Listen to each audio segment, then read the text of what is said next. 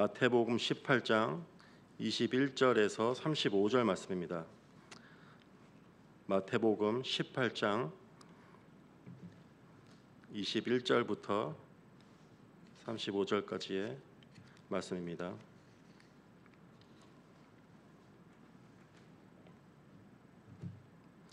한 절씩 교독하시고 마지막 절 같이 저희 읽도록 하겠습니다. 그때 베드로가 나와 이르되 주여 형제가 내게 죄를 범하면 몇 번이나 용서하여 주리이까 7번까지 하오리이까.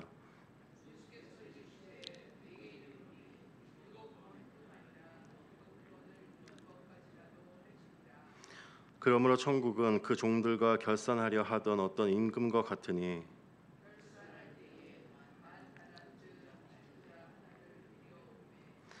갚을 것이 없는지라 주인이 명하여 그 몸과 아내와 자식들과 모든 소유를 다 팔아 갚게 하라 하니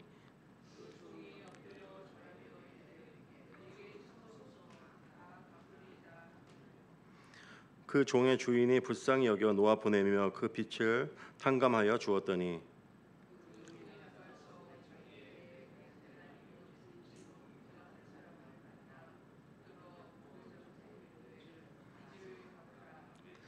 그 동료가 엎드려 간구하여 이르되 나에게 참아 주소서 갚으리이다 하되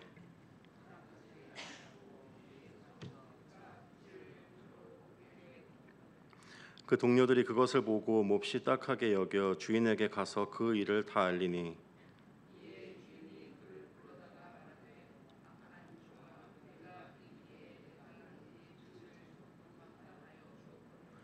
내가 너를 불쌍히 여김과 같이 너도 내 동료를 불쌍히 여김이 마땅하지 아니하냐 하고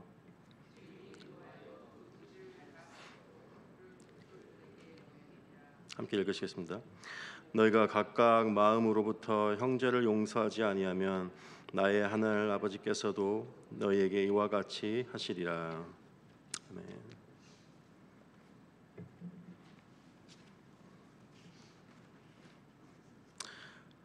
죄를 용서한다는 것은 결코 쉬운 일이 아닐 것입니다.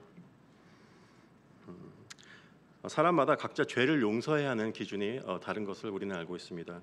믿지 않는 사람들도 죄 용서에 대해서 어떤 칭찬을 하기도 하고 어떤 미덕으로 받아들이기도 합니다. 하지만 세상은 지극히 자기 중심적이기 때문에 죄 용서에 대해서 자주 어리석은 것으로 판단하기도 합니다. 왜 굳이 손해를 봐야 하는지, 자신에게 죄를 짓는 사람들을 용서하는 그 손해를 봐야 하는지를 우리 믿는 자들에게 되묻기도 합니다. 마치 피해를 본 만큼 갚아줘야 하는 것이 정당한 것이고 당연한 것이라고 이 세상은 생각하기도 합니다. 유대인들은 어떻게 했을까요? 유대인들은 하나님의 율법을 받은 자들이죠. 레위기를 살펴보면은 눈에는 눈, 이에는 이, 남에게 누가 해를 입힌 만큼 그 사람도 당하게 해야 한다는 말씀이 레위기의 말씀에 나와 있습니다. 하지만 예수님이 계셨을 때 랍비들도 적어도 세 번까지는 용서를 해야 된다는 어떤 것을 가르쳤다고 우리는 알고 있습니다. 우리 믿는 사람들은 어떠한가요? 우리는 죄를 어떻게 용서하고 있나요? 몇 번을 용서하는 것이 믿는 사람들로 하여금 옳은 것이며 납득할 만한 것이라고 저희는 생각하고 있나요? 앞선 형제의 죄에 대해서 대응하는 이야기를 들은 베드로는 그는 죄 용서에 대한 기준에 대해서 궁금증을 가진 것으로 보입니다. 그리고 예수님께 나와 몇 번까지 죄를 용서하는 것이 옳은 것인지 묻는 것을 저희는 오늘 말씀을 통해서 볼 수 있습니다. 과연 7번이면 적당한가요? 하고 예수님께 나와서 질문을 합니다. 그는 예수님의 제자였기 때문에 랍비들보다 바리새인들보다 더 용서하는 것이 맞다고 그것을 당연하게 배웠고 여기기 시작했던 것 같습니다. 그래서 랍비들은 3번이라고 했지만 7번이면 적당하겠습니다 하고 이제 묻는 것이죠. 그것이 예수님의 제자들로 하여금 그 정도면 합당한 것이냐고 묻는 것입니다. 그에 대한 예수님의 말씀은 7번이 아니라 70번씩 7번이라도 할지니라 하고 말씀하십니다. 이것을 마치 그러면은 7번 곱하기 이런 번 해서 제가 수학을 강하지 않지만 490번 해서 490번 딱 용서해라고 어떤 그 한계를 말씀하시는 거라고 생각을 하신다면은 예수님의 말씀의 요점을 놓치신 것이라고 생각할 수 있습니다. 예수님께서는 어떤 숫자의 계산 몇 번이 적당한 것이 아니라 끝까지 한없이 용서를 베풀라는 말씀을 저희에게 하고 계십니다. 그 이에 대해서 설명하기 위해서 예수님께서는 한 비유를 소개를 하십니다. 천국은 그 종들과 회개하려던 어떤 임금과 같으니, 그리고 용서를 받은 첫 번째 종에 대해서 말씀하고 계십니다. 그는 임금에게 1만 달란트를 빚진 자라고 소개하고 있습니다. 1만 달란트, 저희가 오늘 저희 그 계산으로는 이게 잘 계산이 안 되고 저도 잘 계산이 안 됐는데요. 그때 당시에 1달란트, 1만이 아닙니다. 1달란트는 한 종이 20년 동안 평생 20년 동안 일해야지 받을 수 있는 노동의 임금이라고 합니다. 그러면은 10,000달란트라고 한다면은 한 명이 평생 일해도 갚을 수 없는 돈이죠. 그거는 정확히 계산을 해보면 2,000명들의 종이 평생 일해서 받을 수 있는 임금의 값입니다. 그리고 그 돈은 주인에게 빌린 돈이고 자신의 돈이 아니었습니다. 그 큰 돈을, 주인의 돈을 자신을 위해서 흥청망청 마음껏 썼다는 것으로 그 사람이 어떤 사람인지 어떤 종이었는지 우리는 짐작해 볼 수 있습니다. 그는 임금을 우습게 여겼거나 빌린 돈을 잘 지켜서 관리해야겠다는 어떤 의무감, 책임감이 결여되어 있는 것으로 우리는 볼 수 있습니다. 그리고 왕에 대한 충성, 책임감보다 자신의 욕심을 채우고 그것을 충족시키는 것이 더 중요했던 것으로 보입니다. 그가 갚을 수 없는 상황을 알게 되자 주인은 그에게 명하여 그 몸과 아내와 자식들, 그 모든 소유를 다 팔아 갚게 하라고 명령을 합니다. 오늘 현대 사회에서 이 말씀을 봤을 때 이 왕의 명령은 아주 잔인한 것으로 우리는 볼 수가 있습니다. 하지만 그때 시대의 상황으로 본다면은 왕이 이것을 요구하는 것, 이 종의 몸과 아내와 자식들은 모두 왕의 소유로 여겨졌던 그 시대였습니다. 그렇기 때문에 이 왕의 명령은 지극히 정상적이었던 것이고, 왕은 공의를 행한 것, 마땅히 왕으로서 행해야 되는 것을 행했던 것을 우리는 알 수 있습니다. 그러자 다 갚을 힘이 없는 종은 조금만 참아달라고, 내가 다 갚겠다고 엎드리며 왕의 긍휼을 구합니다. 그러자 왕은 그 종의 주인이 불쌍히 여겨 빛을 탕감하 주었더니 하고 오늘 말씀은 말하고 있습니다. 영어 성경으로 보면은 그의 마음이 이 종에게로 향하였다고 말하고 있습니다. 그리고 그의 빛을 탕감해 줍니다.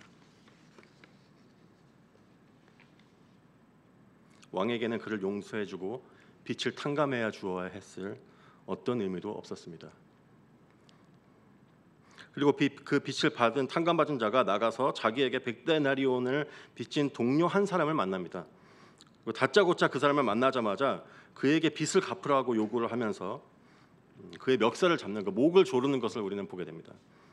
그가 빚진 것은 100데나리온이었습니다. 100데나리온은 이 사람이 이 왕에게 빚을 지었던 것의 60만 분의 1이 되는 값입니다. 60만 분의 1.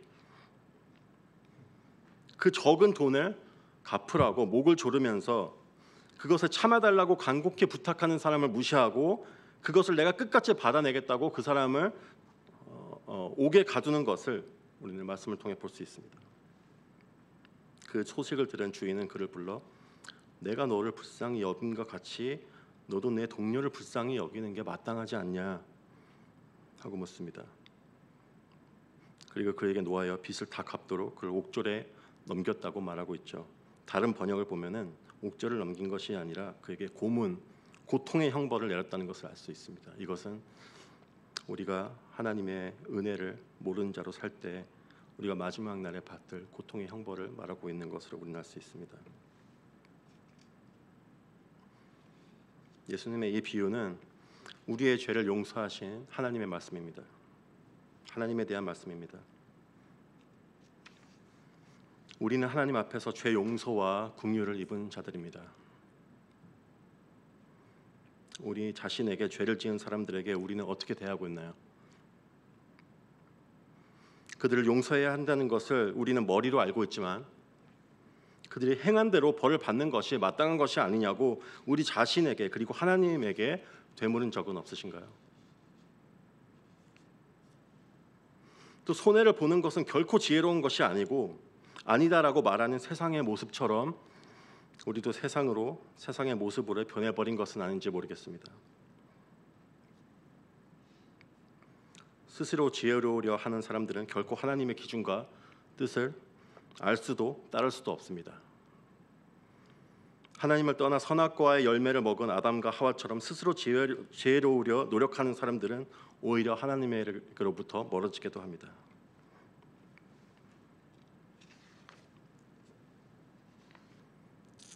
우리는 자주 우리에게 조금 빚진 자, 조금 우리에게 손해를 보게 한 사람들을 참을 수 없어 합니다. 왜냐하면 자신에게 엄청난 손해와 자존심의 상처를 안겨주었기 때문입니다. 그리고 그가 행한 것처럼, 이 악한 종이 행한 것처럼 분노에 차 목을 조를 만큼 나에게 해를 가한 자를 증오하기도 합니다. 그리고 그 손해본 값을 받아내기 위해서 나에게 멸시와 모욕을 안겨준 만큼 그것을 내가 받아내기 위해서, 내가 받은 만큼 돌려주기 위해서 말과 행동으로 복수를 택하기도 합니다.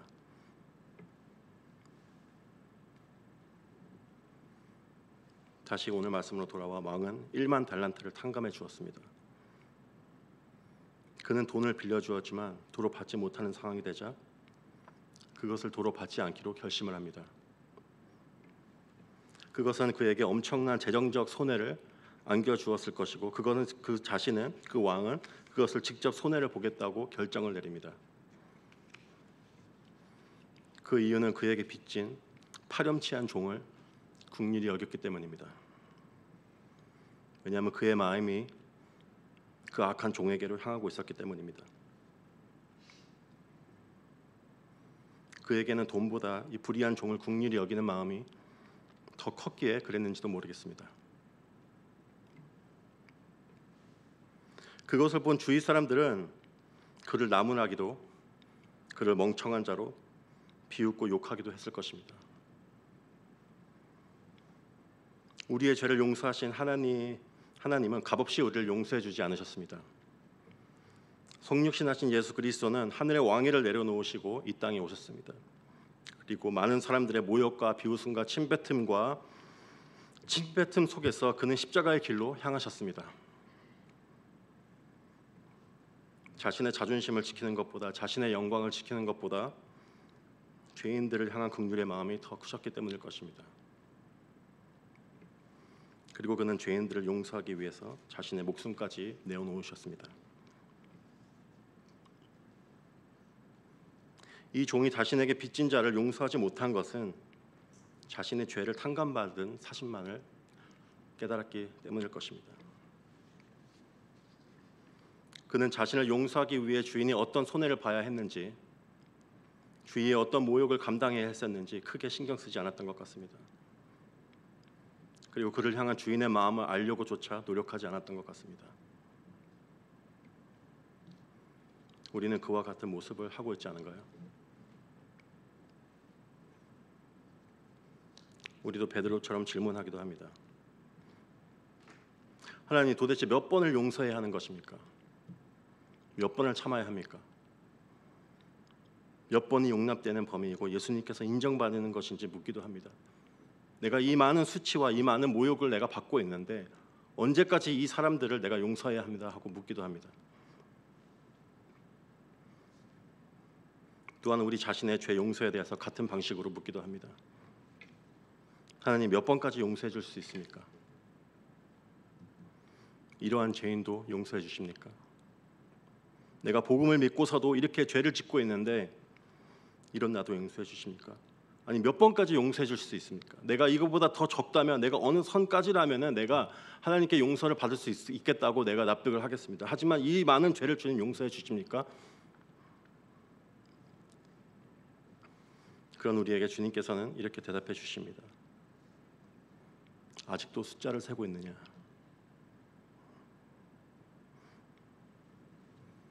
예수님께서는 그 숫자를 세지 않으시기로 결정하셨습니다. 왜냐하면 그 값을 자신이 직접 지불하셨기 때문입니다.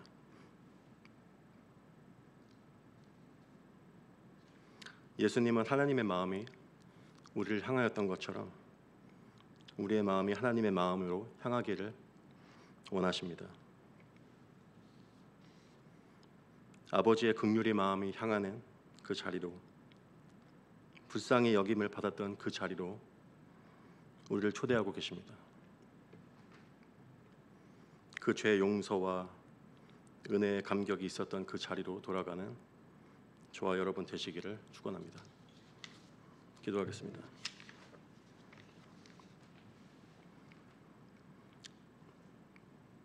주님 감사합니다. 저에게 주님의 말씀을 허락해 주시고 저에게 은혜를 베풀어 주신, 저에게 용서를 베풀어 주신 하나님의 마음과